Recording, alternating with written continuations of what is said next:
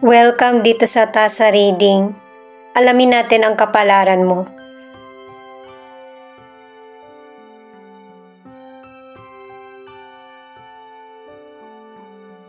Nakikita ko dito sa cup na ito na stress ka at gusto mo ng changes.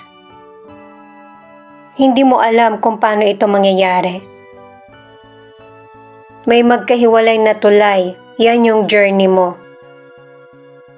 Magkakaroon ka ng conversation sa kaibigan mo at siya yung magiging daan para matupad mo yung pangarap mo or mapagpatuloy ang journey.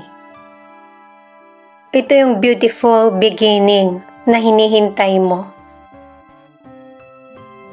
Kawid dagat or sa dagat ang magiging karir mo. May iba't ibang tao kang makakasalamuha at may increase ang kita mo kesa sa dati. May kalungkutan man, kailangan magsakripisyo. Marami kang messages na matatanggap. May ending ang journey mo at successful ito.